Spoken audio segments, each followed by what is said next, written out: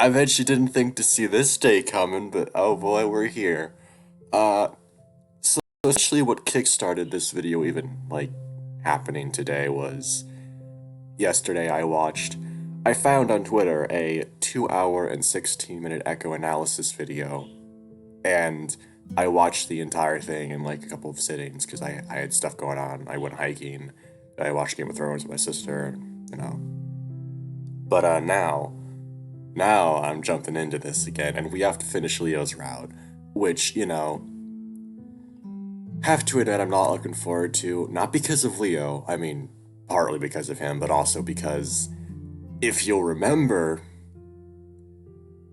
we were about to be introduced to Brian in Leo's route, and I don't know if you know this about me, but I don't like Brian.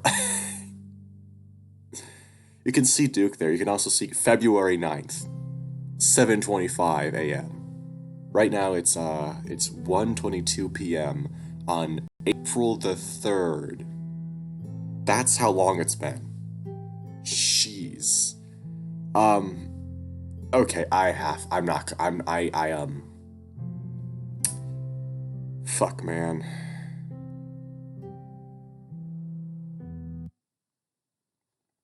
Know what? No. Volume's going off for this cuz I don't I remember this. I got freaked out because I thought the soft padding footsteps were fucking Brian. It was probably just Duke walking to the table.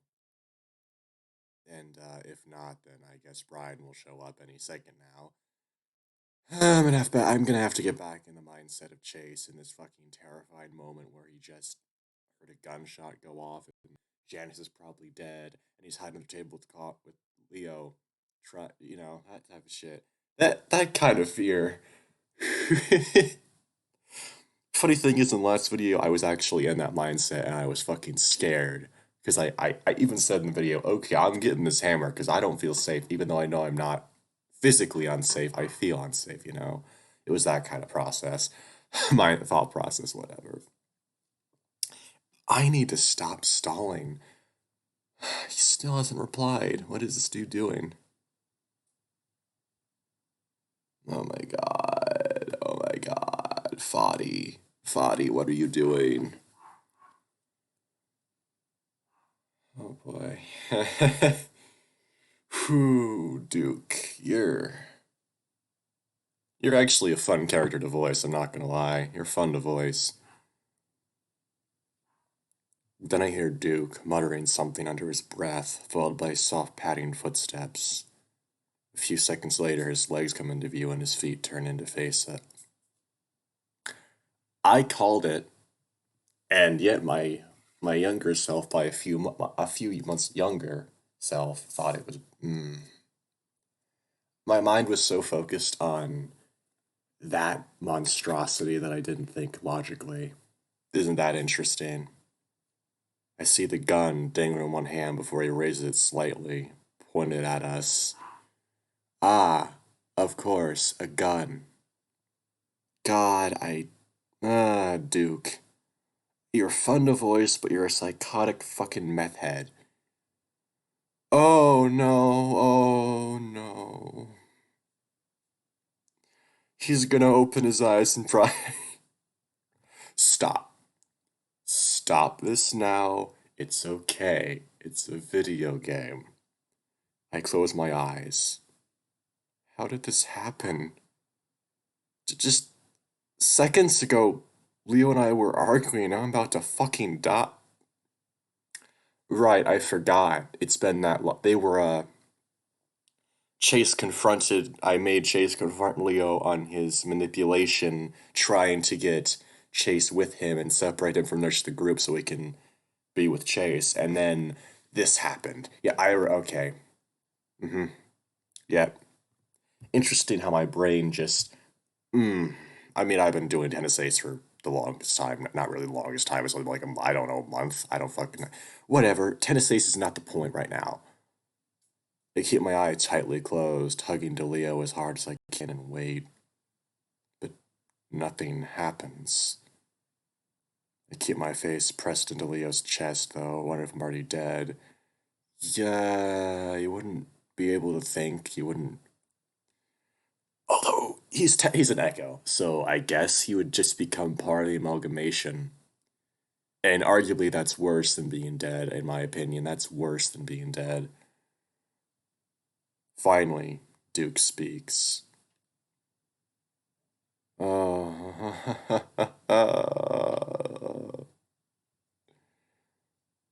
Leo, get out. Outta you stay there.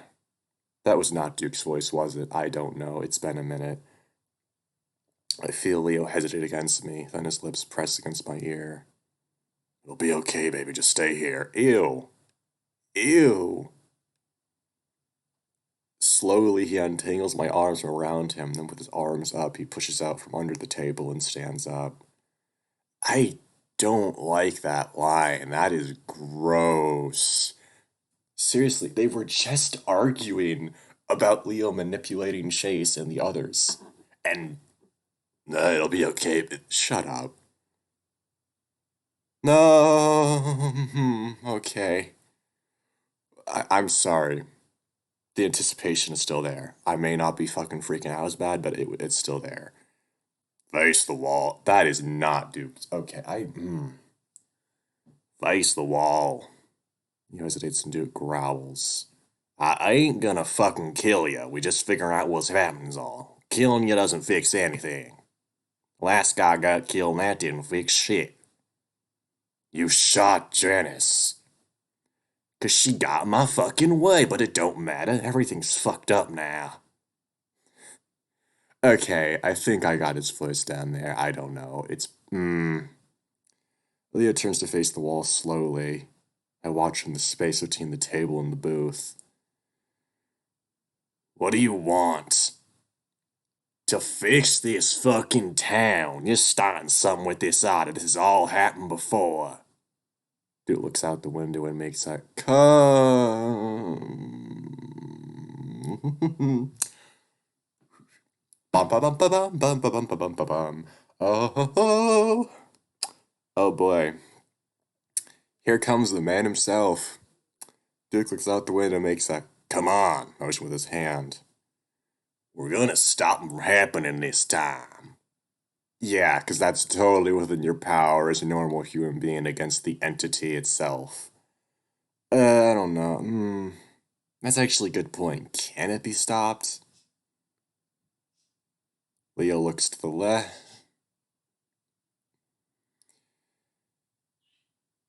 But you fucking killed Janice. I hear the wolf's voice break slightly. Won't matter in the long run. The doors rattle as someone comes in. Oh, I'm smiling in fear. Isn't that interesting? I don't even. This is tasty. You got the zip ties, hand behind your back, Leo. That face Leo is making. That's the face of someone you know. Okay. 1 second, guys. Oh boy. This dude looks actually genuinely evil now that I actually look at him. Like, wow.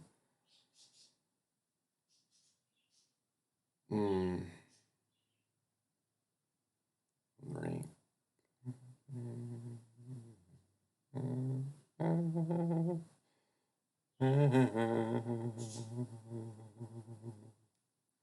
That was interesting. I don't know what that was. Okay. I'm cool. I'm gonna drink some. I'm gonna drink a bit of water. Alright. Booyah. Leo looks at whoever just came in. Come on. Oh, that's a pretty good response. Now! Hello. Oh, I mean, if I did know who Brian was, I'd say he looks kind of fucking dopey with that kind of half smile on his face. Ugh. Slowly, Leo does as he's told, and I see a pair of massive paws reach forward and bind Leo's wrists. I swallow hard as I watch Brian pull the zip tie tight. Duke puts a forearm to his nose. Fuck, you stink. I hope you didn't kill that ringtail. We could use him. Brian just grins in response, his teeth yellow. My heart sinks to think about Clint. Had he been warning me to run? Why had I thought him hanging from that tree like that was probably just a normal thing for him and the bear? Was he a victim of whatever crazy that just hit the town? That must have been what was going on. All of this is hitting all at once. It can't be a coincidence. Clint was probably just as scared as I am now. Grab the otter and tie him up, too. Just stick him in the trail if a gnat. No. No. Oh, my stomach drops. Mine literally did too. I'm not even gonna joke around. Duke gestures with his gun again. Come on. Out. My legs are lead. I can't move. Leo looks over his shoulder at me, and the fear in his eyes scares me even more. His muzzle moves, mouthing something. Run. But still, I can't move. I've never been so scared in my life. Probably me too in this situation, not gonna lie. It's like everything is numb. Brian doesn't care though, and moves forward, the look in his face eager. Yeah, 'cause he's a psychotic freak. He's the amalgamation of every homophobic trope you've ever heard of, tied together into one massive concoction of horribleness. Like, it's a couple of weeks of watching. No, it's not. It's 42 hours. That's not a couple of weeks. Are you joking? The gun goes off again. Everyone, including Brian, jumps and hit the floor with my hands over my head. Pretty reasonable reaction. I'd probably react the same. Not gonna lie. Fuck! Fuck! Oh my god, that sucked. I look up and see Duke, eyes extra wild, dancing around, pointing the gun upwards at the ceiling. Fuck, you see that? She's crawling around up there. I told you she's on the ceiling every night watching me. Ooh boy, he's seeing things. Brian's looking up too, and for the first time his face is twisted into an expression that isn't stupidly grinning. It's full of fear. That's not fear, that's anger. Are you kidding? But when I look up, I see nothing. Chase! Leo hisses at me, and that jolts back to reality. I'm not gonna make the joke in this situation. It wouldn't. Without even willing myself to do it, I shoot out from under the table. In front of me are two main exits, the front doors and the kitchen door, which is closer. There has to be an exit in the kitchen, but I'm not sure of that. My legs are already making me run, though, and I have to choose now. Front doors. I have no idea if that kitchen door is an exit, and there's no way I can risk it. Don't look back, Chase. Go as best you can. As I charge down the aisle, I almost trip over the large form of Janice. She's laying on her stomach, hands outstretched. A smear of red leads the knife a few feet in front of her. I don't have time to dwell on it as I leap over her body and charge through the doors. The bright sun and the heat contrasts heavily with the cool dimness of the diner, but I don't have time to wait my eyes to adjust. I take off down the road, and a few seconds later I hear the door smash as something larger and heavy comes right after me. I don't look back. I gasp and wheeze as I run up the road and turn onto Leo Street. No one's around, and aside from the dull thumping some distance behind me, it's completely silent. Something terrible has happened. And not just in the diner, the entire town. I'm not sure why I decided to run for Leo's house when my mind is numb and reasoning is gone. Briefly, I think about Kudzu. Kudzu! King, where is he? As I run past his yard, I don't see any sign of it. I don't have time to try his door. I slam into Leo's door, pushing open as I do. I slam back shut and lock it with the deadbolt, then take off down the hall for Leo's room. I hear the doorknob turning back and forth as something heavy slams into it. I don't even know if Leo's a landline. I look left and right wildly, not spying a single thing that might be a telephone. His gun! Go for his gun! I reach Leo's room and shut the door, wishing it had a lock. Jumping Oh my god, that's so cool. Oh, that's cool. I didn't realize that they did that. That must be something new they added with the faces, because there's a face of fear there. That's cool. Jumping in the outlet with my wall charger, I clumsily get my phone out of my pocket. It takes 3 tries to successfully jam the damn thing in the phone. Bouncing with terror, I watch the screen lights up, giving me the battery charging symbol. Not enough power for it to power on. Something shatters just down the hall and I almost piss myself. It's followed by silence. I don't dare to even breathe. And then the house seems to The gun! Get the gun! Oh my god! And then the house seems to shake as the bear ambles about looking for me. I get down on my knees and try to squeeze up under the desk. Look at my phone again, but it's still at 0%. I'm out of time. Oh no, I don't like that. That's actually really fucking spooky. That's a good use of this medium, man. Wow. This is why I say Echo's one of the best games I've ever played. Seriously. The door swings open with a crash and the bear spots me instantly. He rushes at me and let out an involuntary scream. I dive off from the desk as soon as he's on top of me and try to roll away. He's big but slow as hell. I manage to get to my feet. So that must remember Leo's gun. But just as my eyes flick in that direction, he lunges at me and swings a huge fist in my face. I jerk back, but he still clips my chin, sending me into a spin and I roll into blackness. Oh my god, no, no. He's,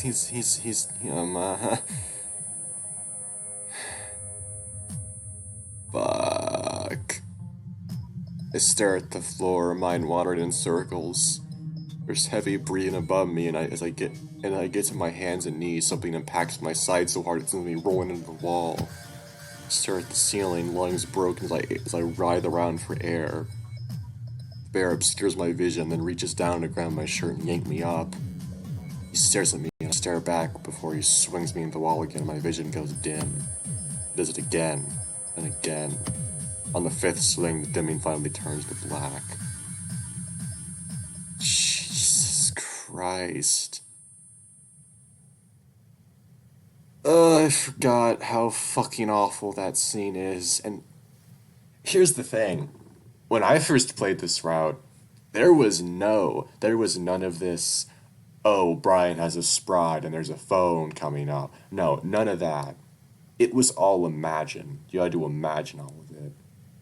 And that was honestly way worse. I mean, you know. eh. The darkness that surrounds me is painful. I feel like I'm floating in the Black Sea and nothing about it is comfortable or peaceful. Is there gonna be a CG? Is there gonna be a CG? Because I swear I saw one on Twitter and other places of Chase tied to the table and God, when is it? I know it's coming out. I know it is. Fuck. Feels awful and murky and sick. I feel my head tilt back and a lightning bolt arcs through my head. I don't want to see it, man. I don't want to. I try to open my eyes, but they only manage to flutter and I see flashes of red above me. Oh, I hate that. I hate that description. Something is hooked under my back and I'm dangling from it. You sure about that, Chase? I imagine a rope tied around me, holding me above the dark abyss below. I mean, I guess when you're in a state like this, you would kind of imagine weird things, but that's not what happened. What's this hell? Why would you be in hell? I answered my own question as I said it. And I think you guys know too, if you've been following the series long enough. I grit my teeth as the searing red becomes too much to look at and I close my eyes again. This must be a nightmare, one that feels too real.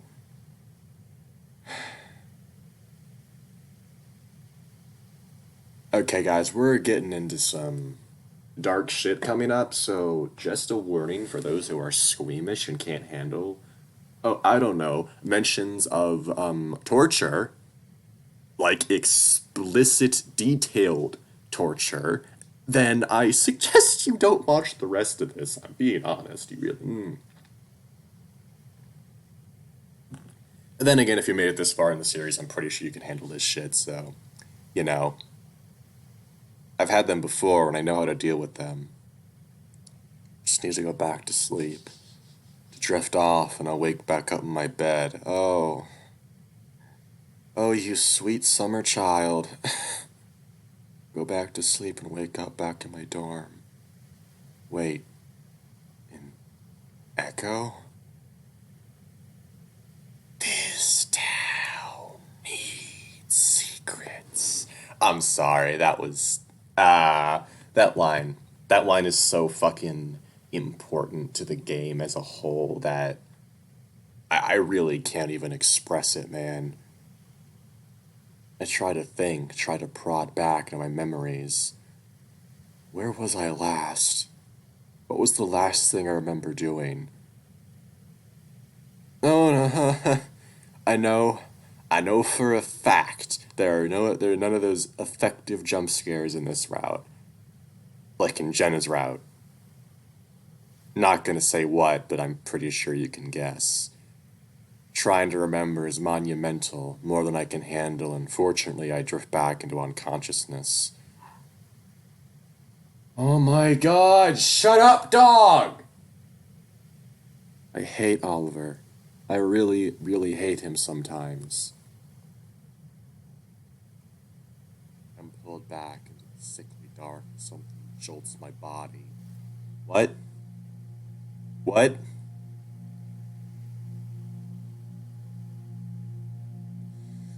Ooh, I don't like this. Ooh, I don't like this. Of course you don't like it. You're not meant to like it. It's meant to be a horror game, you dipshit. Yes, I know that, thank you. I've been playing this game for years. I grimace and gasp. I'm filled with such a feeling of unprovoked loneliness and despair that I actually feel my eyes watering and a sob escapes my mouth. Wow. Uh, boy. Fascinating.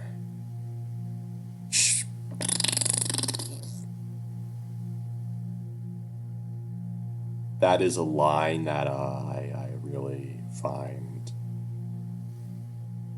horrid. It's genuinely horrid, and I don't like it. I really don't, but whatever. I mean, it's not like I'm actually in this situation, so I can just sit back and vicariously be scared by this. I hear a so no. No, sir, I'm good. Suck chuckle above me. Does that mean Brian or does that mean Shulpa? Because if it's Brian, then fuck no. And if it's Shulpa, then also fuck no.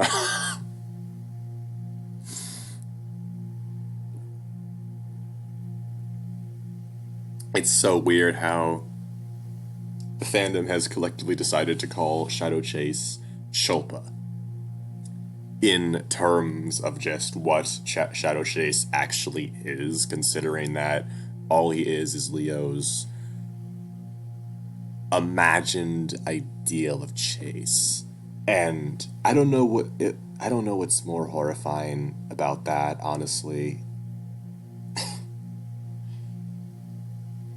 Oh, I hear a soft chuckle above me and I go quiet. Come on, I don't. My volume is down anyway. I mean, it's completely down, so I don't know what I'm freaked out about. I still don't know where I am or what's going on. But that laugh is enough to tell me that I don't want to be where I am. No shit, Sherlock. The feeling of hanging from a rope is gone now. Hmm. Hmm. Whew. Okay, okay.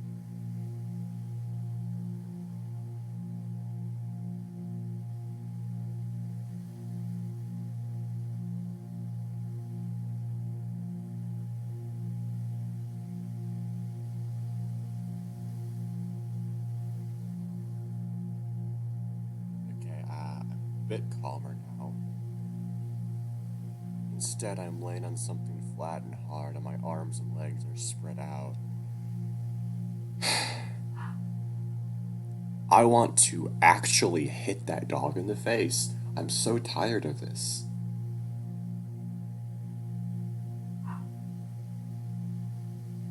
The air is cool now, my skin is cold and wet like I've been sweating a lot. Oh boy. Here we go. The feeling is especially strong on my back, and I want to roll over, but I can't. Something is holding my arms down and there's a rattling sound when I try to move.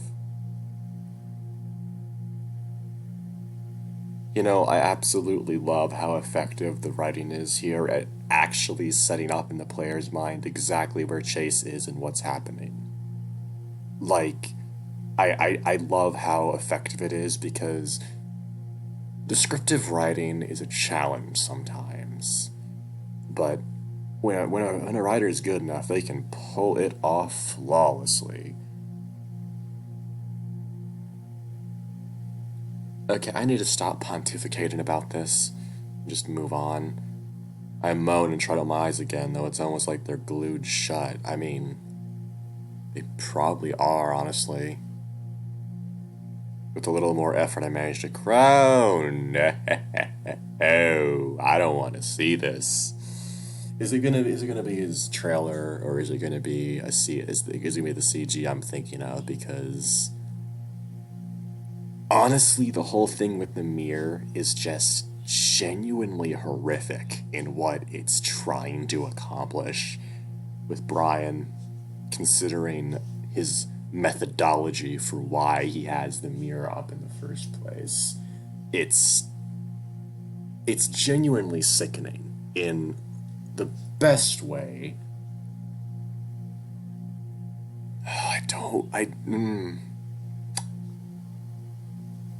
La di da da da da da.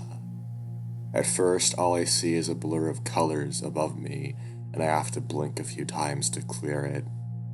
Please, please don't give me a Cholpa image. I don't want there to be a because I know there's one. I know there's a Cholpa image, and I know it.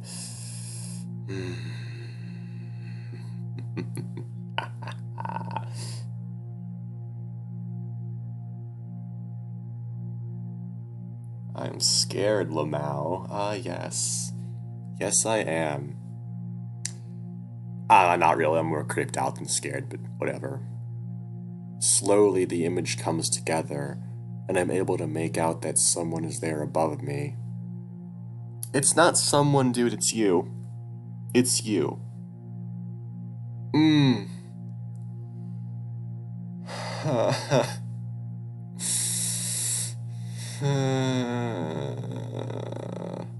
I guarantee if I had the volume on right now, I'd be hearing the hum.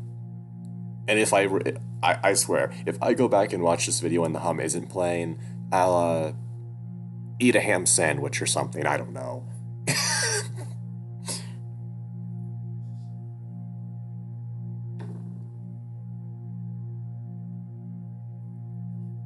Okay, thanks for the encouragement, Fadi. That's really nice of you.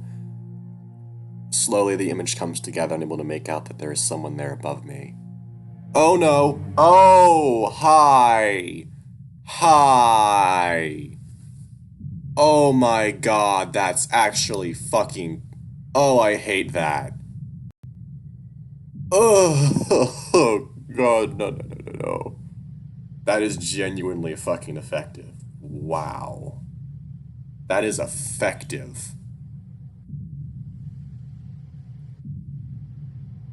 I love it. I love it so much. I feel my blood run cold, realizing that someone's been watching me this whole time. But I'm lying down. Look at his eyes. Look at the way his body's like chromatically aberrated. That's so cool. How is someone on the ceiling? I try to speak, but only a dry, crackling squeak comes out of my throat. This point my vision is clear enough to make out an otter. Ah, yes. An otter? I squint. A blue shirt, beige pants. I gasp and reflexively try to draw back from the thing. I would too! Are you kidding? I would too! I swear, if I woke up and I just saw a fucking mirror image of myself on the ceiling. No. Mm-mm. No. Is it me? It's no! I hate that. I hate that. Nope. Covering the fucking face. It's missing my goatee. Yeah, I noticed that. How? The flat surface I'm lying on tilts precariously and my stomach lurches. I try to clutch at the surface so there's nothing to grab onto. I shut my eyes and gag as my stomach's swirling around inside me. All I can do is pray for it to stop, feeling like everything around me is about to fall over. The ache in my head is magnified tenfold and tears start to leak from my eyes. Just when I think about to slip off the face of the earth, the ground starts to tilt back the other way. I swallow and gasp for air, my entire body shaking and sweating all over again. I feel like I've been swimming too long, my body's exhausted. What the hell is going on? Remember that someone was staring down at me from the ceiling, and I opened my eyes again, fearful. Oh my god. Oh my god, that's the one I was talking about. That is genuinely fucking horrific. I hate that. Ugh, I hate it and love it. It's so good. It's so good at invoking fucking fear in you. Although I somehow feel that you wouldn't. I mean, I get it's trying to be like, oh, you're seeing yourself, but I don't think that's whatever. Yeah, the goatee, it's Chase now. I cringe as I see that same otter staring down at me, the otter that's clearly wearing the same clothes as I am. But now it's not smiling. Tear-stained expressions on its face. It's a mirror. A mirror on the ceiling? I try to sit up but come up short, gagging as something tightens around my neck. Try to move my hands, whatever it is, but that doesn't work either. That same rattling sound I heard earlier makes me look around toward my right hand. What I see makes my blood freeze. Around my wrist, what looks like a leather strap. I desperately look to my other hand to find the same results. Looking at my feet, I see the same contraptions fixed to my ankles. When I try to lift my feet, I see metal glinting underneath, making me think the leather is bolted into the platform. Panic rises into my chest and I kick my feet and try to fill my hands, but the straps hold firm what looks like wooden planks, which is the platform that I'm laying on. They're arranged in a way to leave me spread eagle. Over the leather I can smell all kinds of musk, but the strongest one reminds me of Clint. I try to lift my head, but the thing around my throat is too tight, and it instantly makes me choke again. My head throbs. Tears start to form in my eyes again as I try to think back. Where the fuck am I? Is this some kind of prank? Maybe my friends at the dorm trying to scare me? Had I been drinking at a party? No, wait, I'm in Echo. That's the last place I remember being. I'm here for a project, and I've been with my old friends. It was with Leo and I've been at the diner. Suddenly all the horrible things that had happened that day come rushing back. Janice, Clint, Brian, the gun. Oh my god. Oh, that is such a good touch. Had that really happened? I struggle a bit more than try to think. I had run to Leo's house. Leo, I don't know what happened to him. I left him with Duke. And then Brian, he'd been chasing me and tried to break in. I start to breathe heavily again as I realize where I might be. Brian got into the house when I was in Leo's room. He attacked me. I look around. I'm in a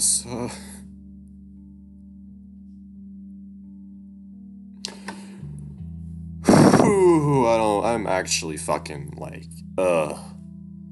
That's how effective this game is. I played this route before, and I still get fucking freaked out, man. It's good shit. I'm in a small room. It looks like a living room of some kind. There's a couch to my right and a wall with a clock on it to the left ticking away. There's a window too, and along with the ticking, the wind blowing outside is the only other sound that I can hear. Looking down towards my legs, I can see what looks like a tiny kitchen with some cupboards and a countertop. Dishes and junk are piled high along the length of the counter, and it smells like cigarette smoke. Judging by the layout and the size of the place, it looks like I'm at a trailer home. A small moan of terror escapes my lips. I'm in Brian's house. I remember Cud telling me that he lived in one. Tears start leaking out my eyes again, even though the cries make my eyes throb all over again. All I can think about that was what he was doing to Clint. No, I have to calm down. I don't want to attract any attention if he's actually nearby. After what happened in the diner, the cops had to be on their way if they aren't already here. People eat in the diner all the time. Someone, one of my friends probably, would find it and call someone.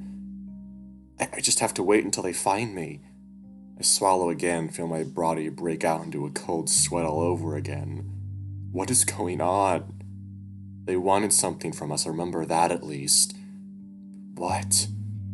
Duke had been saying something about seeing things that we might be responsible. I squeeze my eyes shut and shake my head, but that then immediately stopped my head throbs from the movement.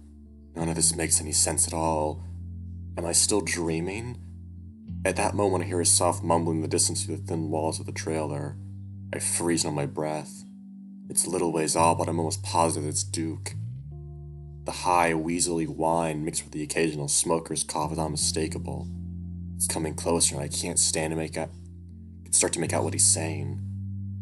Because we've already fucked here. You think we can just let them go and it'll all be fine? I don't know who he's talking to, but the sound of an accompanying heavy, lumbering step gives me an idea. It's worked, though, if we can figure out what the fuck is going on. Sounds like they're right up against the trailer now. I can hear them walking around it towards the small door on the right side of the kitchen. Leo ain't saying shit yet, and I think he might be the otter. He's... Really? Oh my god, I purposely fucking put the thing on my door. Sorry.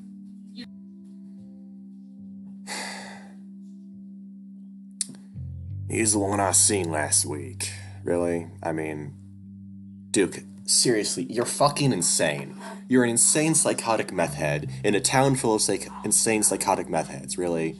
You think that maybe you're just hallucinating this shit? He's not. I'm just joking around. I hope you haven't done anything to him. What was his voice? I didn't. Brian's uncharacteristically high-pitched voice sends a chill up my spine, my fur flaring out with it. You bet your ass you haven't if you did any of your fucked up shit to him. Stop breathing, staring at my terrified expression in the mirror. What I'm saying is we got a chance to get out of this. What we've done is bad enough, but we can get them to understand. I stop talking, that's when they can hear Brian's heavy, labored breathing. I'm not breathing at all, worried they'll be able to hear it even though they already know I'm here. I mean... This is basically a complete copy and paste from other routes, Jenna's route, honestly, but doesn't matter, it's still effective. I literally gasp as the door suddenly swings open and Duke comes up the steps looking around before spotting me. Brian, you are one sick fuck. I tense up as a massive shadow appears behind what feels like the entire trailer tips a bit as Brian makes his way up the steps. Brian's presence is so imposing and frightening that I don't even notice that Duke is now right next to me. I jump when he sets his hand on my left arm. Jerk my head to look at him wide-eyed. Hey, calm down, we ain't gonna hurt ya. Brian chuckles and Duke shoots him a look. He turns his attention back to me, softening his expression, at least as much as he can with his scraggly, drug-fucked face. We just need to get some information from you. I'm about to speak, but all that comes out is a dry squeak. Brian chuckles again and makes his way to stand up to my right. I cringe away from him in a stench of old sweat as he grins down at me with his yellow teeth. Brian, get some fucking water. Brian looks at Duke with a strange face before turning back to the kitchen. Hey, don't worry about him. I know this thing. Duke taps one of the boards with a finger. Looks bad, but we just gotta hold you here for a bit. Nah. Nope. Duke glares at him as Brian comes back from the kitchen with a ceramic mug. Blah, blah, blah, blah, blah, blah, blah. Brian visibly bristles in his face, loses any of the sick humor it once had. Duke clears his throat. Things have been happening here, and we want to find out why. What? Duke froze his brows like a kid trying to figure out something difficult. You see, people ain't right in the head here. No shit. Duke seems to immediately read my thought process because he holds up his hands and shakes his head. Yeah, I know. What we're doing ain't exactly right in the head either. Brian gives his dumb chuckle again, but I keep my face averted from him, partly because I really can't stand the smell. But we're all a little fucked up here. What I'm talking about is something else. Like what you saw with Janice. Shift a little's her mind about what happened in the diner. Is she dead? Dude looks genuinely sad. I don't know, and it's a damn shame, but you saw the way she came at me. That's the shit I'm talking about. Look at the weasel's waistband and immediately see the handgun tucked into his pants there. And I was hoping to stop it before any of this happened, but now... Everything's gone to shit. God, that sucked. I swear, I was gonna do it before, now whatever. Brian finishes for him, and I can feel him move closer to the platform I'm laying on. Again, I avoid eye contact, not wanting to provoke him in any way. Yep, and it's only gonna get worse. Duke just looks at me like that's all information that I need. I don't know what you're talking about. I see a twitch of irritation in Duke's face and I hold my breath. I mean, what's happening out there? Duke shakes his head. What's happening everywhere? It wasn't just Janice that lost her mind. Shut up! Duke looks back at the window suddenly, his fur standing on end. I look too, but all I see are the leaves and branches, the late afternoon sun filtering through them. Duke's quiet for a while before he starts speaking again without turning around. It happened to my granddaddy and my daddy, and now it's happening to me. Yeah, because I'm pretty sure his grandfather is Cliff from the smoke room. Which, if that's the case, then what in the hell happened to the Tibbetts family? Jesus. I guess Living in Echo does that to families, but whatever. Cliff is such a great character and such a great dude, and that just the fact that this Duke is his family, that genuinely makes me so sad. I just...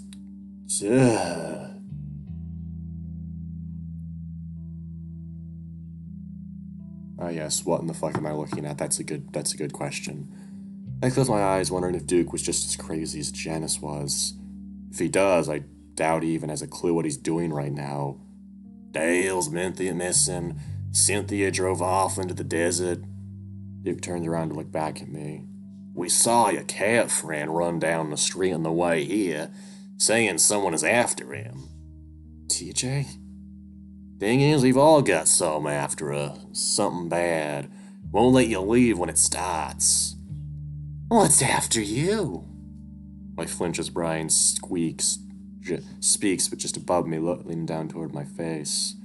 I don't know what you guys are talking about. Bullshit! Flinching at Duke's concerned demeanor immediately drops away. Why do you think we came to get Leo and you? He paused like I should actually know the answer. I feel myself starting to panic again with these two crazy hillbillies looming over my body. I don't know what... Duke slaps me and I gasp in shock. I saw you hanging around this fucking town before you even got here. Late at night, lurking around. I'm still cringing from the slap and I keep my eyes closed, as if not seeing any of this is gonna make it stop. And then, once all your friends get here, all hell breaks loose. You think that's a fucking coincidence? It's quiet for a moment, and all I hear is the rush of blood in my ears. Is this really happening? I feel Duke touch my arm again, and I flinch in fear. Hey. I feel like he wants me to look at him, so I slowly open my eyes, tears spilling out as I do. The blurry shape of Duke dances in front of me. I'm not saying you did it, that you wanted it to happen. I don't say anything because I still don't know what he's talking about, but I know I can't tell him that. It's just, you gotta know something, anything, so that we can stop this. Duke starts to pet my arm and I shiver. Brian is breathing heavily next to me, and I glance at him, shows his expression is more interested now, almost eager. Duke still hasn't answered my question. Makes no sense that they go so far as to kidnap us. But why didn't you just ask us? Why all of this? With my hands weakly making the platform rattle, Duke's face darkens. Because I've been asking Leo all week what the fuck you guys are doing, and he wouldn't say shit. Duke starts to pet my arm and stretches behind his head. And, someone told me that you would know. I stare at him. Who? Someone I know, and it makes sense. Something bad happens, if you don't fix it, it won't stop coming after you. Shut my eyes and almost sob. Says they know, and I thought it had to be Leo with you, considering what you've been seeing these few weeks. Duke pauses. Or maybe one of your other friends. Mine briefly flashes to TJ. I don't know what you're talking about. Wait for another slap, but it doesn't come. I open my eyes again, and Duke is looking back out the window. We're kinda protecting you, too. Stare at the back of his head. Things are getting worse out there, and if we don't figure something out soon, we're all gonna die. Duke's voice is dead and distant. Brian, though, touches my other arm, and I gasp, shrinking away. He's smirking down at me, looking at my stomach, or crotch, somewhere around there. Brian, stop. Duke has turned back around, looking over me at the bear. We're not getting anywhere right now, and I gotta get back to the wolf. Even though Duke is the one that hit me, I'm terrified of the thought of being left alone with Brian. Duke sees my face. Don't worry, Chase. Even though you're lying to us, I don't plan to let this pervert have his way with you. Brian snorts. Brian knows what'll happen if he does. Duke gives Brian a cold, callous stare, and this time Brian doesn't give a stupid grin back. But you'd better hope your fuck buddy says something soon, because if not, we might have to get mean. Duke heads for the door, trying to look over his shoulder. Just feel, make sure he doesn't escape. That's it. And with that, oh no. Okay, guys, the fucking content warning is starting now, so if you don't like this stuff, get out while you still can. That's all I gotta say. Although, if you're here in this part, on this part of the series, you probably are able to handle it, considering what happened in previous routes. Whatever.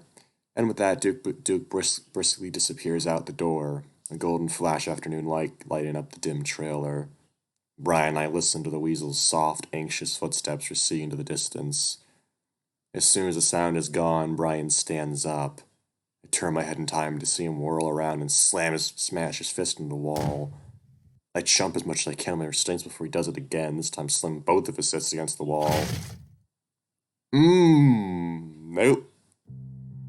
He screams so loud my ears immediately start ringing. I think he's talking to me, so I brace myself for what I'm sure is going to be the worst moment of my life.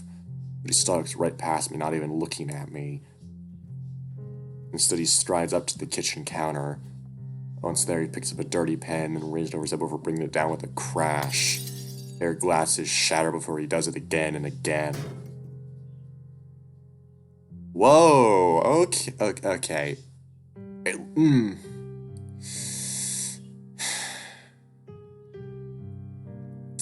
At least it doesn't have any of, those words in it. Goddamn cock-shucking piece of shit, I swear. His voice is not bad. I need to get his voice right. Jesus, it's been a minute. He throws the pen across the room to crash into the wall. Okay, dude, calm down. Wow.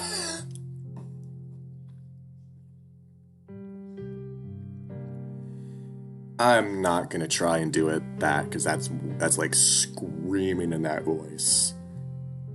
I stared at my eyes wide as I watched him stamp his feet like a little kid. Then he slaps himself across the face twice. After that, he closes his hand into a fist and punches himself in the head. Repeat. What? It's with a force that would knock me out cold. Might be funny if it wasn't tied down to a contraption, a trailer belonging to Brian. Brian stumbles after what seems to be like the fifth blow and covers his face. His massive shoulders shake with sobs. Thanks he can do whatever the fuck he wants. Thinks he can boss me around. Brian rolls around and slams both his fists on the counter several more times, the sound of shifting glass accompanying it. Hell, kill him! Kill him! Kill him! Of course, that sucked. Wow. His voice crescendos in pitch and volume before he finally slumps against the counter, head in his hands as he starts crying again. I breathe as quietly as I can, not wanting to draw any attention to myself. Hell get him. Hell fucking get him. Won't control me no more. I swear. This fucking dude is... He turns, and with a sinking heart I realize he's looking right at me. The fur on his cheeks, already matted before, are now flat and shiny with wet. Snot runs from his nose down to his upper lip. Then I see red dripping from his left fist. The fur on the right is matted with blood as well. He watches me for a while, then grins. Am I funny to you? Open my mouth, but nothing comes out. He suddenly strides up to the end of my platform, standing between my spread legs. I feel numb, the fear taking up every fiber on my being. I feel nothing else. You like to make fun of me? Try to speak in, but still nothing comes out. I swallow. No! My lips tremble and my voice shakes. I've never stuttered so hard in my life. You know what I'd do to you if I could? Brian sneers down at me, the wet fur on his cheeks bristling out. Oh, I swear to God, I'd tear your fucking balls off right now. He rests a huge hand on my crotch and... Okay. Cringe and whine. Please! Brian's grin gets bigger as he grabs... Okay, with the other hand as he watches me wince. Oh, good, you already know how to beg. He leans forward towards my face, moving his hand to clamp over my mouth. And then I'd hang you for hours. Stare at him, breathing hard through my nose, tears leaking down the sides of my face. His hand slides down from my mouth to my neck and he starts to squeeze. Then I'd give you a little stool to stand on when you start to go out. Then I'd kick it away again. I gasp and gag, both from the squeezing from his reeking breath. He stares hard at me and it feels... Okay. Then he blinks and slowly pulls back. He watches me gasp and sob for a while before reaching down again. I try to turn my head away, letting out a moan of terror, but he doesn't grab my neck again. Instead, he prods and teases the fur, checking the skin on my neck. Better not bruise. If that fucking cocksucker saw that. His expression darkens again. If you fucking tell Duke about this... He raises a fist and I cringe. No, I won't, I swear. I turn my head away, eyeing his raised fist. He holds it there for a while, watching me. He seems to be calculating something, like he's wondering if he can get away with what he's about to do. Then he seems to make up his mind. Good. With that, he slams his fist right into the center of my torso, just below the ribs. My vision flashes and I hear a rasping, droning wheeze, and I realize it's coming from my mouth. It goes on and on until there's no air left in me, and then I can't breathe in again. My vision goes black as I suffocate, writhing against the restraints, wanting to curl up into a little ball and disappear. It feels like hours, days before I finally get a sip of air. My mouth gapes, I try to suck it in faster. Brian is staying over me, and I'm somewhat surprised that he's got a worried look in his face. He probably thinks he killed me. Then my stomach starts to turn and lurch. Before I even realize I'm about to puke, a gush of vomit fills my mouth and I start to choke. Shit! Brian hurries to my side as I'm giving a second he makes with a gag. He tips the platform over sideways. His huge paw pushes my face to the side to look at the ground, and I watch as it all spills to the ugly shag carpet. When I finish, Brian slowly tilts the table back up, looking at it with disgust. At this point, I'm too tired to cry. Instead, I lay there in daze, occasionally hacking or coughing. Brian goes to the kitchen, rustling around a while before returning with water and paper towels. He wipes my face and nose before tilting my head up to drink the water. Rinse and spit! He holds the mug there until I do as he says, then he gets down to his knees. Watch his head bob up and down as he busies himself with the mess on the floor and mutter about Duke finding out. Too numb to really care right now, though. Right now, I'm starting to realize that I might not survive this. Brian calms down pretty quick after his tantrum. Oh my god. Christ.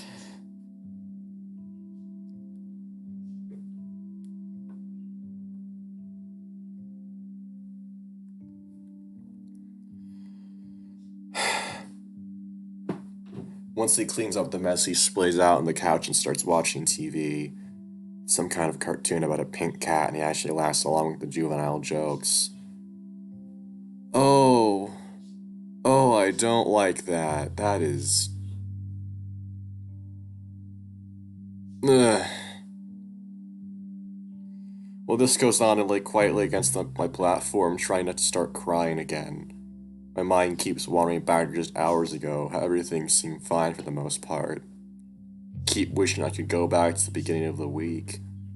Thinking about that makes me sentimental, and I'm longing to see Leo, TJ, Carl, Jenny, and even Flynn again. Where are they all right now? Duke said things were bad out there. Are they all in some sort of trouble? If that's the case, the cops should be here by now. Someone would have gotten the word out, wouldn't they? If people were murdering each other like what happened to Janice, there's no way that wouldn't be the case. Brian lets out another explosive laugh, wiggling his feet on the armrest of the couch. Earlier, he tried to feed me some dried cereal, but it was like cardboard in my mouth, and after only a handful, I couldn't eat anymore. I'm just thankful that he's preoccupied with something else right now. There's a soft knock at the door, and Brian jumps, quickly changing channel to golf before he gets up and lumbers over the door. He pauses, then rifles through some magazines on the table next to the couch. He pulls out a handgun that looks cartoonishly small in his hands before making his way to the door. I weakly turn my head in his direction and watch Brian open the door a crack. He chuckles. World's going to shit and you're still coming here for more, eh? Brian pushes the door open a bit more and I catch sight of his skinny, malnourished polecat. Quinn is looking up at Brian, appearing even more disheveled than usual.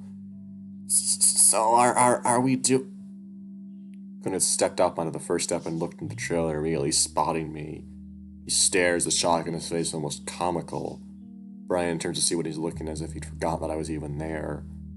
He gives a start before shoving Clint back out the door. I'm full today. I already got someone taking your spot.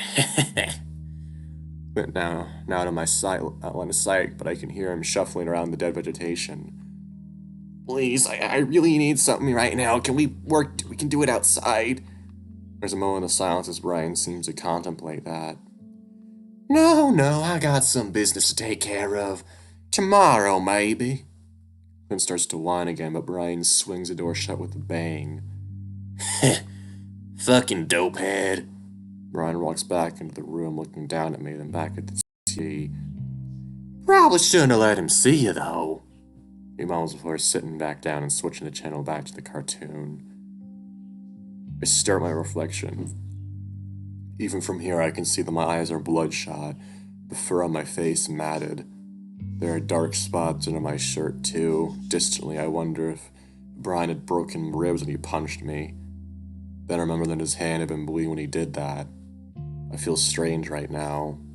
Numb. Kind of feel kind of feels good after the whirlwind of emotions I'd had earlier. He's dissociating, isn't he? Yeah. Although in the context of the narrative, he's being overtaken by the entity right now because that's what happens when you're the possessor of the curse or whatever. I still haven't caught up to everything that's happened since I was in that diner. Would I ever be able to? Would I have time if Brian planned to? A tinge of panic pierces through my fog of association, and I clench my eyes shut, screwing my face up as I try not to start crying again. Brian snorts again at something on the TV.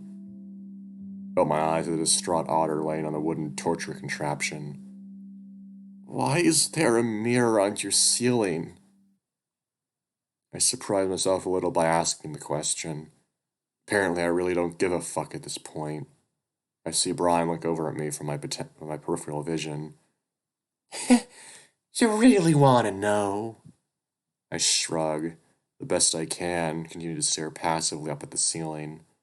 The movement sends an electric tingle through my arms, which are completely numb at this point. Well... Brian shifts around on the couch as he tries to get a better look at me. When I has my fun, I like them to see what I'm doing. I stare up at the mirror, my expression still blank. I mean, it's not just about what I'm feeling. What they're feeling is important, too. Fear. That's what Brian likes. Sure, I can choke you all I wants, and cut you all I wants, but when I do that, you're not thinking about what's actually happening. Brian shifts into his sitting position, now more interested in our conversation than his cartoons. I realize now that I probably made a mistake. Wanna see? I keep my face blank, staring at myself. I don't say anything. Brian gets up anyway and comes around to stand over me, above my head, blocking my view of the mirror. His reeking stench fills my nostrils, but still, I try not to give him the satisfaction of seeing how afraid I'm starting to become. His massive hands reach around my head and start to fiddle with something I can't see. With one quick motion, the strap comes back down on my neck and my eyes widen. I grip my teeth and try to press my head as hard as I can in the platform behind my head to lessen the strain. It's not a lot of pressure, but it's starting to make me want to gag. Brian chuckles again. See? You're probably only thinking about how it's hard to breathe right now, but just trying to figure out how to make it stop, bud.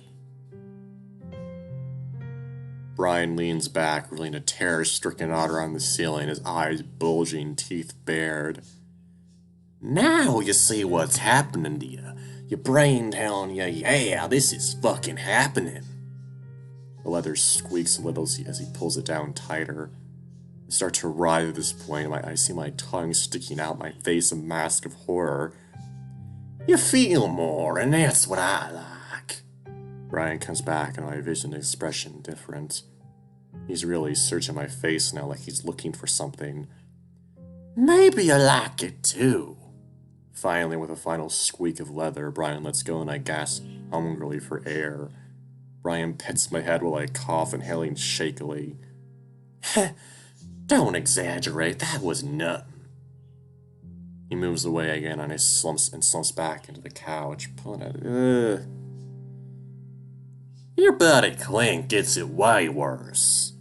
I choose not to stare at the choking otter on the ceiling, and instead look out the window, feeling fresh tears roll down my face. I'm not sure if it's from the choking or the black hole in my chest.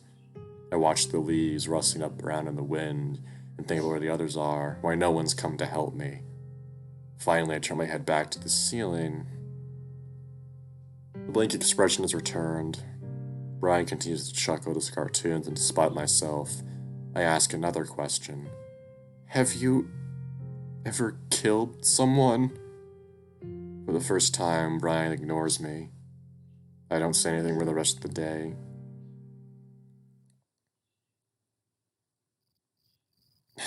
Christ.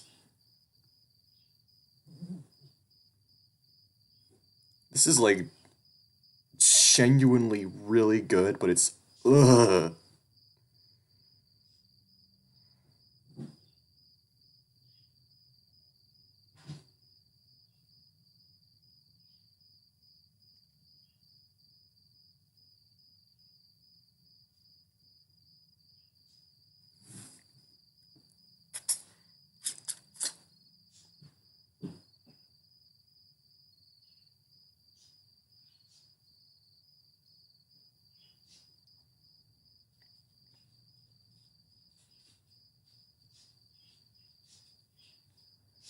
Huh.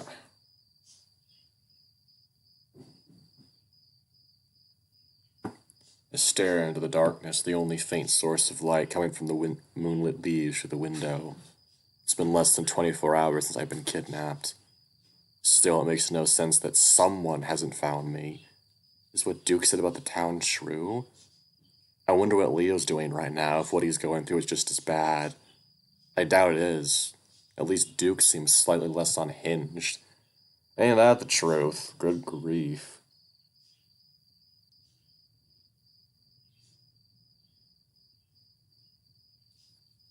Well, no, it wasn't. That picture wasn't always in the game, dude. It wasn't always in the game. They added it, and ugh. I give a soft, trembling sigh, my head still throbbing from the day's events. The thunderous snoring from Brian is literally shaking the blood from my mind, and though I drifted off a few times, I can't sleep. He's right next to me, his stained couch apparently doubling as a bed. I shift around in the contraption for what feels like the 100th time, trying to get comfortable when I feel something. There's more give in my right arm than I remember.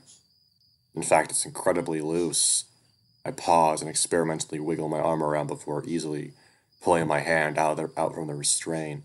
I freeze, disbelieving, not wanting to believe in case it isn't true somehow. Painfully, I crane my neck to look at my right arm. Though it's dark, I can see that my arm is clearly free, my elbow on the board, hand in the air. I swallow hard, listening to Brian's snores again to make sure he's actually asleep. I try to keep my breathing even, not wanting to make any more sound than I need to, but I'm almost sobbing with relief at this point. Now I'm able to partially sit up and make short work of the left arm restraint. Fully sitting up now, I do away with the final two ankle restraints and slide off the table quietly. Brian is still snoring at full volume and it covers up a little sound I make. Making my way over to the messy floor, I find the steps and try not to stumble down them to open the door. Incredibly, there's no squeaking or rattling as I do, and before I know it, I'm outside in the cool air. I run through the woods and onto the road, sobbing with joy now as I see Leo's house. The lights are on as I'm running towards it. I think I even see Carl's horn through the window. I run up the steps onto the porch and bang on the door. Leo! Carl, I got out! Open the door! I try the handle and it opens, swinging inward. To blackness. I stare, trying to comprehend. You really fell for that? I hear my own voice, but it isn't me that said it. Instead, it's higher pitched, like I'm hearing it from a video recording, rather than my own, Shulpa! Shulpa's here. Wonderful. Then I'm sucked into the blackness and slammed back, hard onto a wooden platform. All at once, I realize what happened. Is Shulpa on the screen right? No, he's not. Okay. That fucker gives me the heebie-jeebies like nothing else. All at once, I realize what happened and my heart feels like it drops through my chest. Of course. A dream. I'm back in the hot, stifling trailer and it looks even darker than it did in my dream. I close my eyes and start to cry quietly. It feels like I've just been found out that I'm locked up in a psycho's trailer all over again. I turn my head and look out the window above Brian, longing for some daylight, and then I see two white eyes set against a black face staring back in at me. I jump. What the fuck, am I still dreaming? Then I see the two beige-colored ears above the head. Kudzu? I gasp again, quieter. I'm overcome with relief once again, but the fear that I'm still dreaming is almost overpowering it. I wave my left hand as much as I can, but I'm not sure he can see it. I realize that none of the light from the window is falling on me. Kudzu moves to the side, then back again, squinting, clearly trying to see inside. I think I'm making a noise, calling out his name, but I have no idea how deep of a sleeper Brian is. As if on cue, Brian gives a louder snore and rolls over. Kudzu seems to have heard his big ears perking before he ducks down. My heart hurts just losing sight of him, and I strain at my bonds. Brian seems to be waking up, though, mumbling something in his sleep. No, you're dead. Pull my right arm again in case my dream had been onto something. It doesn't budge. Fucking cunt. Ryan's really starting to kick around now, his massive form rolling over onto his stomach, rubbing his face into the pillow. He starts to make loud, gasping sounds, and he gets to his knees on the bed. Back off! He holds his hands up, snarling. You're dead! You're dead! I stare at him, almost forgetting about Kudzu. His eyes are open, they snap to me, his hands still out. No! No! His face is etched with horror, eyes wide and white in the darkness. He backs up against the back of the couch as he continues to stare. I stare back at him, unsure of what he's going to do. After about 10 seconds, his expression starts to melt from horror to confusion. I continue to stare back, bracing for another explosion from him for whatever reason. His shoulders droop again and he frowns at me. What? Did you see her? My mouth is dry, so I have to swallow a few times before I can answer. Who?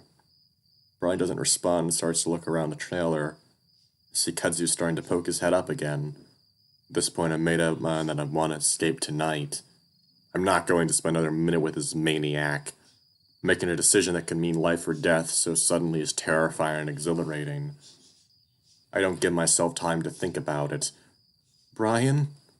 He doesn't answer, starting to get up and look around. Brian, I have to go to the bathroom. Brian sighs as he flips on the light. Kudzu drops out of view again. Brian heaves a huge sigh before turning to the counter. He reaches for a pan and dumps out some murky water into the sink. I wrinkle my nose. He shrugs at me. What? This'll do. No, I have to use your stomach. My toilet is feeling... Your toilet! My stomach's feeling really bad right now. I don't know if it's the right one. Brian turns and really looks at me. Like what? You gotta puke? I shift on the platform. No, I think I have diarrhea. Brian pulls a look of extreme disgust, which is kind of funny for someone who apparently never showers. Oh, come on! He glares at me like it's my fault that I'll be sick. He looks around a while, then down at the pan. The bear seems to quickly disregard that idea and sits it back down on the counter. He comes over next to me and starts to undo the restraints. If you try anything... No, I promise, I just really need to go. Brian grumbles as he starts to roughly undo my restraints.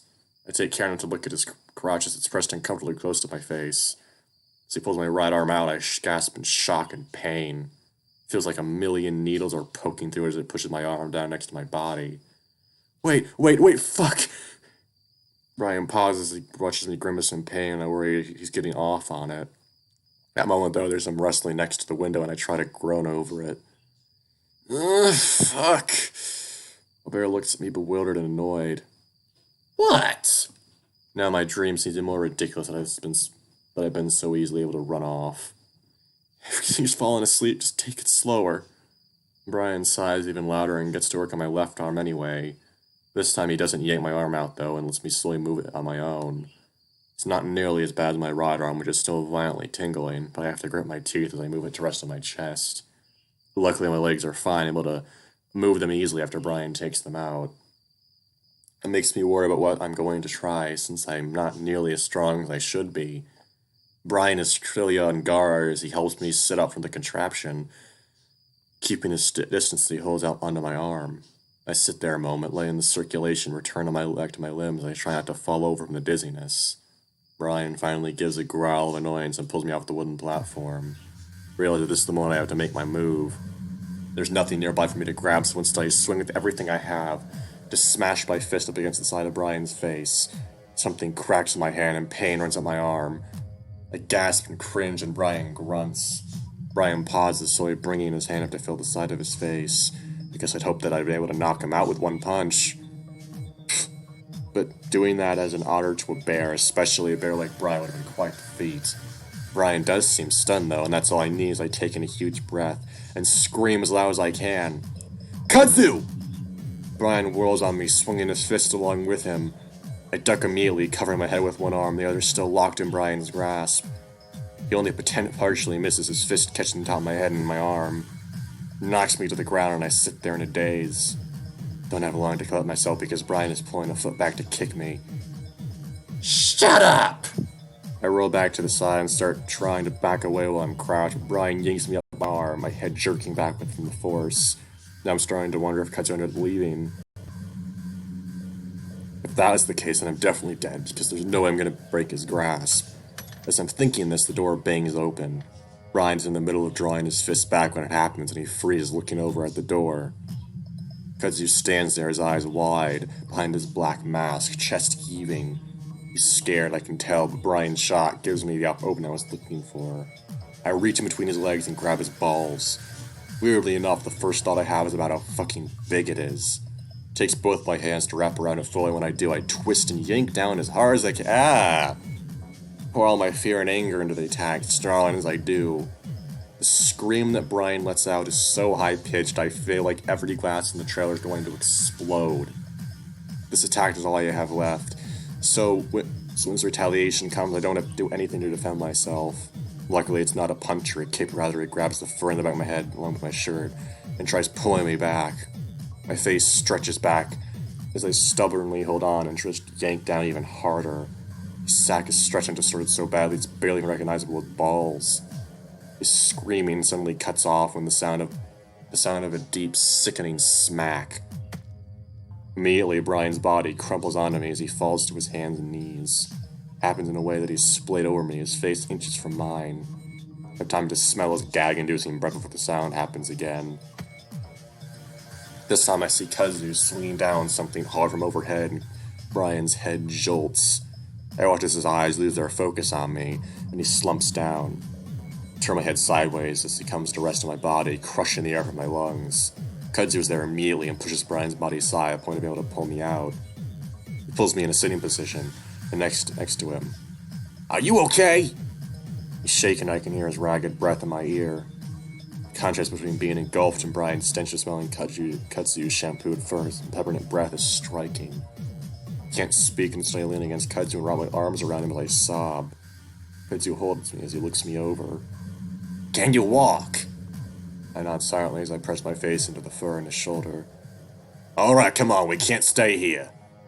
He stands slowly, keeping me in the embrace as he guides me towards the door. I don't remember much else about the walk back to Kudzu's house aside from the stilted flashes of dirt and sagebrush. It's dark and hot, and my shirt immediately starts to stick to my sweaty fur.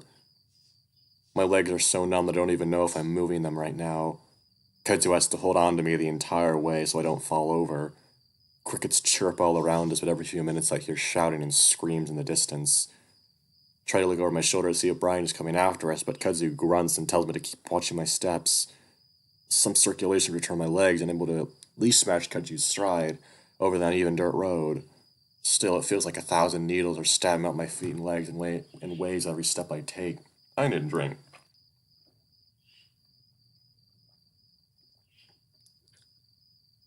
I'm genuinely afraid I'm going to wake up any second and find myself still stuck in Ryan's trailer.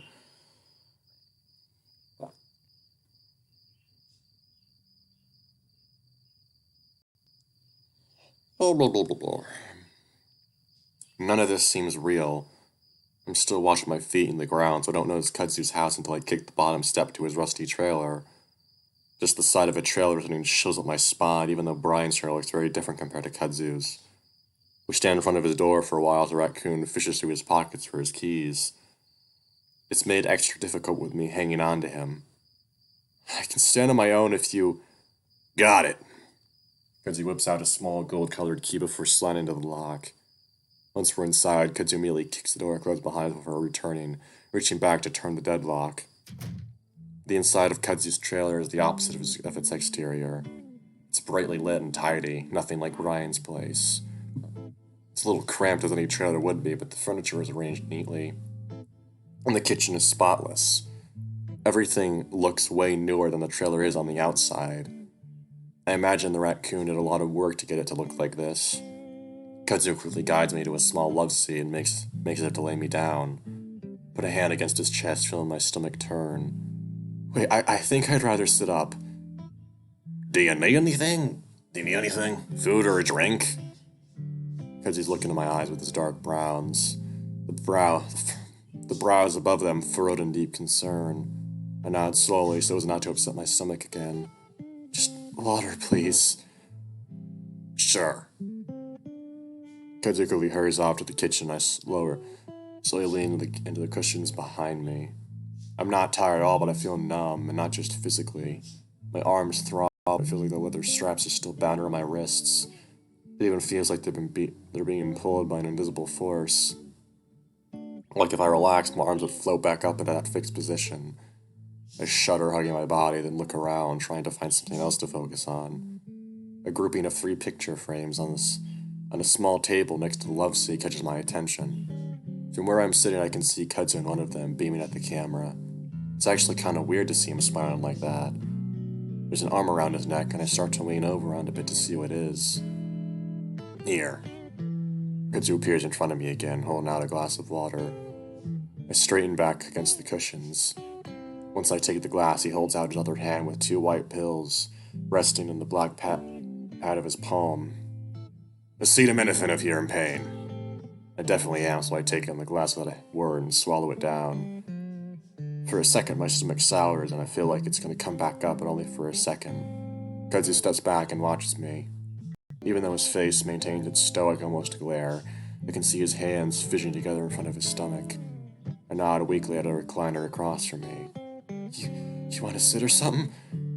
Kudzu seems to consider that, then walks to the recliner. He sits on the very edge of the cushion, back rigid, continuing to stare at me. Take another sip of the water, less this time, so as not to upset my stomach. Looks like he wants to say something, but keeps silent, lips pressed together. Kudzu watches me the whole time. What's wrong? He opens his mouth and closes it, thinking before opening it again. Are you okay? Yeah, sort of. I mean, I'm not gonna die, I think. I'm not really sure if I am completely okay. Everything still feels numb. My thoughts feel sluggish too, and something that's been gnawing back in my head since I got here suddenly bubbles up to the surface. Did you call the police? I absentmindedly reach for my phone pocket, but it's not there. I have no idea where it is at this point. Was it still at Leo's house? There's a tight look of consternation on Kudzu's face. Phones aren't working. Even my landline isn't working. My foggy brain tries to process this. Why, did the phone lines break or something? Kudzu shakes his head. I don't know. Should we walk to my car or something and drive to Peyton? Look back out the pitch black window. We need to tell someone right now. Janice and Leo. Leo's still out there. There's no way Janice hasn't been found by now. There should be police everywhere. Where are the cops? I turn back to Kudzu, feeling sick again. Kudzu doesn't say anything, and he's got a strange look in his face, like he's trying to figure out how to tell me something. Finally, he stands up. I'll figure out something. Listen, I think you need to get some rest. I frown. But we need to get someone out of here. What if Brian comes after me? Shrinking to myself at that thought, feeling goosebumps erupt over my arms. Kudzu steps closer to me and awkwardly reaches out to put a hand on my shoulder. You'll be fine. You want to lay down on my bed? I don't say anything, my head's still trying to catch up. It's a waterbed. Kudzu adds that makes the offer more tempting.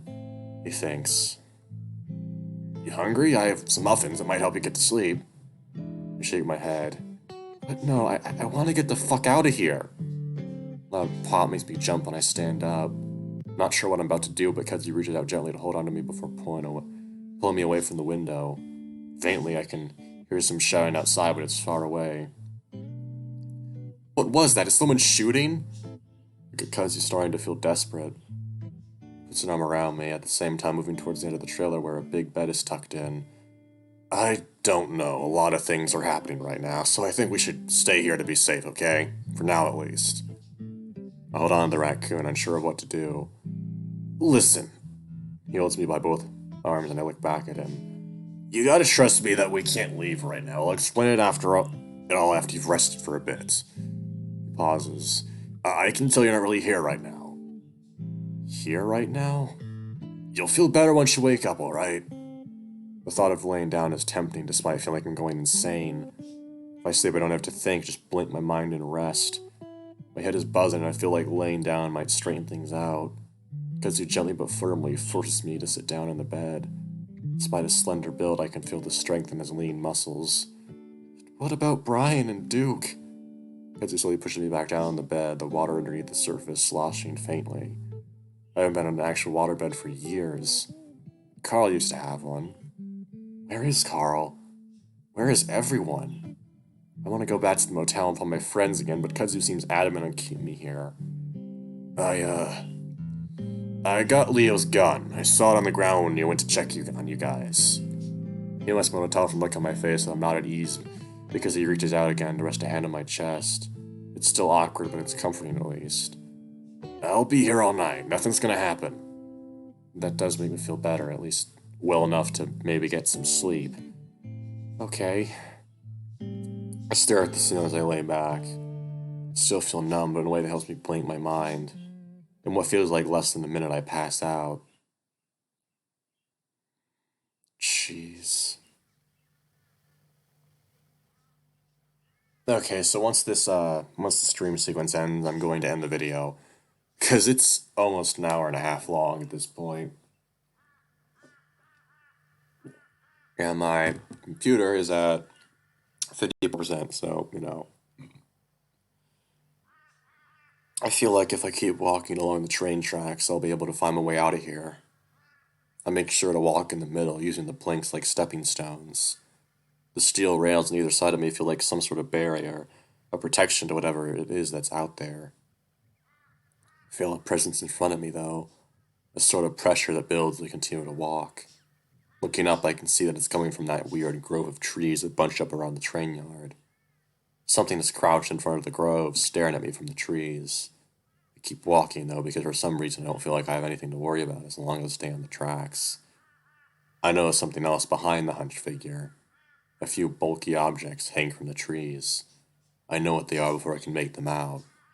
I keep staring at them as I draw closer, ignoring the thing that's watching me as I do, hearing it breathe as I pass it. Now I can see there are several bodies hanging from the trees. They're of all shapes and species.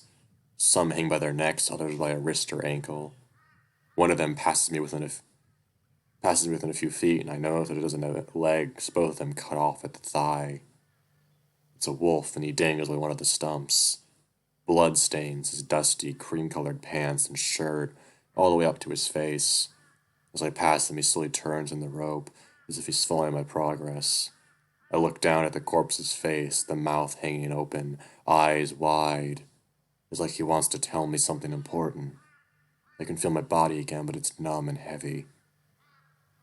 Slowly open my eyes and see the beige ceiling of Kudzu's trailer. I flick my eyes to the right and see Kudzu there, but only his back. He seems frozen, like he's in a photo. He's not even breathing. I can't see the window very well from here, but from the small corner I do see. I see, ha ha ha ha. Nope.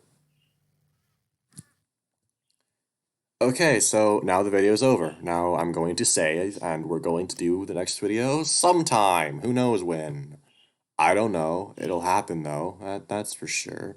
So anyways, now 250. So cool, I guess. Whatever.